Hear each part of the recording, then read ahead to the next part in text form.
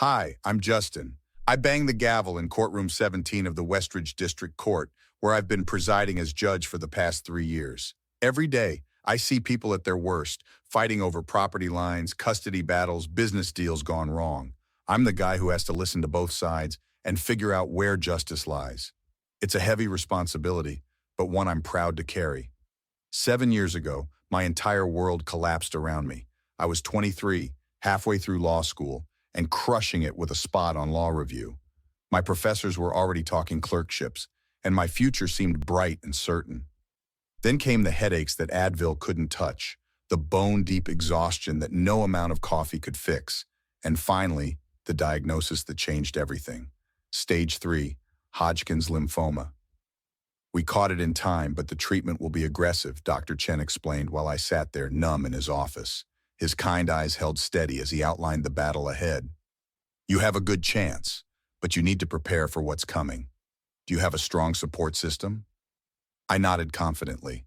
My parents had always been there for the big moments, graduations, award ceremonies, college acceptance. Surely they'd stand by me through this. They seemed supportive at first. Dad drove me to my first chemo session, gripping the steering wheel too tight as he made awkward jokes about my future memoir. Mom brought protein smoothies she'd read about online, hovering anxiously as the nurses explained the treatment protocol. You'll beat this sport. Hardisons don't give up, Dad said, squeezing my shoulder as they hooked me up to the IV. Mom nodded, but I noticed how she couldn't look directly at the medical equipment, her eyes skittering away from the reality of what was happening. The first few weeks were a blur of nausea and pain, but my best friend Mike never missed a visit. He'd park himself next to my hospital bed with his laptop, typing notes from the property law class I was missing. Can't let you fall behind, he'd say, launching into detailed explanations of easements and adverse possession while I dozed in and out. But as my hair fell out and the treatments intensified, my parents' visits grew shorter. Excuses started piling up like the medical bills, Dad's important meetings, Mom's book club commitments, traffic being particularly bad that day. Hey man, your mom called again, said they couldn't make it today. Mike tried to keep his voice neutral, but I could hear the anger underneath. They're just busy with work, I said, not believing it myself anymore. This is the third time this month. It's bull, and you know it. 3 months into treatment, Aunt Sarah showed up unexpectedly at my apartment with groceries and a determined look. She started cleaning immediately, a sure sign she had bad news to deliver. Your mom called me, she said finally, arranging pill bottles on my nightstand. They're putting the house on the market. What? They didn't mention anything about moving. They're heading to Arizona. Your dad got some business opportunity he couldn't pass up. Her tone made it clear what she thought of their priorities. I tried talking sense into them, but you know how they get when dollar signs are involved. That night I called home and got my sister Emma instead. Her voice was small, weighted with guilt she didn't deserve to carry. They didn't want to stress you out with the details, she explained. Dad says the climate will be better for Mom's arthritis. And what about their son with cancer? Is the Arizona climate good for that too? 2 weeks later, they were gone. New address, new phone number, minimal contact. Just like that, while I was still in active treatment, fighting for my life in a city they'd abandoned. Dr. Chen found me one day staring out the window after getting this news. He'd become more than just my oncologist. He was a mentor, someone who saw beyond the disease to the person fighting it. Family disappointment is another kind of pain we don't list on the side effects sheet, he said, sitting beside me. But I've seen it enough to know it's sometimes harder than the physical symptoms. I'm fine, I lied, my voice rough. No, you're not. But you will be. And when you come out the other side of this, you'll know exactly who stood by you and who didn't. That's valuable information for the rest of your life. He was right. By the time I finished treatment, passed the bar, and worked my way onto the bench, I had a crystal clear picture of who my real family was. Mike, who'd brought me his class notes and bad jokes through the worst of it.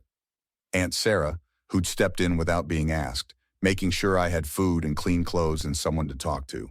Emma, who called regularly despite our parents' disapproval, sharing secret updates about their new life that I pretended not to care about.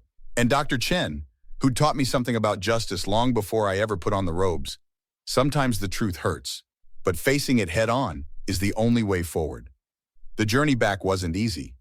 Chemo brain made studying for the bar exam twice as hard, but Mike organized study groups, and Emma quizzed me over Skype during her lunch breaks. When I finally passed, Aunt Sarah threw a party that my parents didn't attend, claiming a last-minute business emergency. Through clerkships and early attorney positions, I built a reputation for fairness and attention to detail. Judge Thompson took me under his wing, mentoring me toward the bench. When I was appointed as the youngest district judge in Nevada history, my parents sent a generic congratulations card. No return address, no phone call. 5 years had passed since my recovery. I settled into my chambers on Monday morning, coffee in hand, reviewing the week's docket. Diana, my court clerk and trusted right hand, rushed in with an armful of files, her usual organized self somehow flustered. Judge, the Miller case settled overnight, so we've got a slot open Thursday. They've assigned you a new property dispute from the overflow calendar. She placed a thick manila folder on my desk. I nodded absently, finishing my email before opening it. Anything interesting about this one? Actually, you might want to look at the names first. I flipped open the file and felt my coffee turn to ice in my stomach. Hardison v. Fairview Estates. Robert and Linda Hardison, my parents. Holy shit. I noticed it right away, Diana said, hovering anxiously. Should I request reassignment? Conflict of interest, obviously. The case details swam before my eyes. My parents were being sued by a development company for allegedly breaching contract on some desert property deal in Arizona. They'd apparently moved to my jurisdiction in Nevada just 6 months ago. After 5 years of minimal contact birthday cards with no return address, the occasional impersonal email, they'd landed in my courtroom. Diana's research revealed an ugly pattern. 3 similar cases in Arizona, showing my parents repeatedly getting involved in development deals, then finding technical ways to back out after property values increased.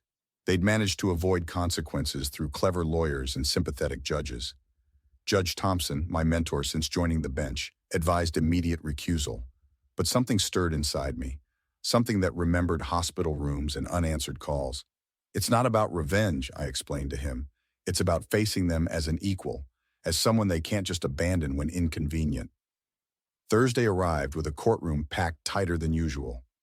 Word had spread that something unusual was happening in courtroom 17. I straightened my robes, thinking of Dr. Chen's words about facing truth head-on. Mike sat as plaintiff's co-counsel, having taken the case deliberately after I'd called him. My parents physically recoiled when I entered, their faces a mix of shock and dawning realization that their past had finally caught up with them. Their expensive attorney shot to his feet. Your Honor, we need to address an immediate issue of judicial impropriety. You appear to be related to my clients. Yes, Counselor, I am Robert and Linda Hardison's son. However, the judicial code requires recusal only where a judge's impartiality might reasonably be questioned. The nature of our relationship is distant. Dad stood up, face flushed. This is completely inappropriate. We haven't spoken in years. Exactly my point, Mr. Hardison. According to court records, I have not resided with you since age 18, have received no financial support since age 23, and have had no significant contact for approximately 5 years.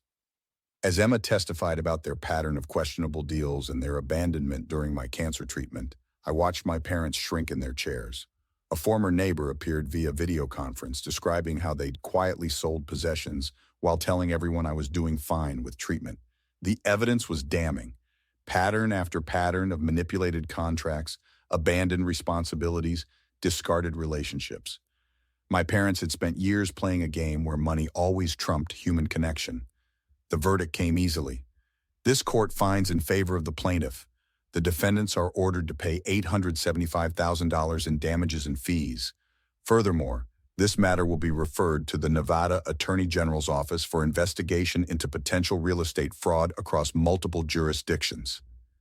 Mom broke away from their attorney, approaching the bench with tears I didn't trust. Justin, please, just 5 minutes. We're still your parents. The time for a family reunion was years ago, not when you're facing financial ruin and potential criminal charges. That evening, my real family gathered at my place. Mike, Emma, Aunt Sarah, and Dr. Chen. Emma held up her phone showing missed calls from our parents. I'm blocking their numbers tonight. You gave me the courage to finally let go. The local news played footage of my parents leaving court with jackets over their heads. Dr. Chen raised his glass. To the youngest district judge in Nevada history, and the only one with the guts to sentence his own parents. I didn't sentence them, I corrected, thinking of that scared law student in the hospital bed. I just applied the law equally without fear or favor, like any good judge should. I looked around at the faces of my real family, the ones who showed up, who stayed, who never needed a gavel to do the right thing. In the end, justice wasn't just served in my courtroom. It had finally reached my life as well. Now that Justin's story has reached its conclusion, I have a question for you. Would you have done what Justin did, presiding over his estranged parents' case, or would you have recused yourself? Is seeking justice through professional means against those who abandoned you fair play, or crossing an ethical line? Share your thoughts in the comments. I'd love to hear what you would have done in Justin's position. If you enjoyed this story of facing toxic family members and finding strength in chosen family, please hit that like button and subscribe for more revenge stories that explore complex moral dilemmas. Your support helps me create more content like this.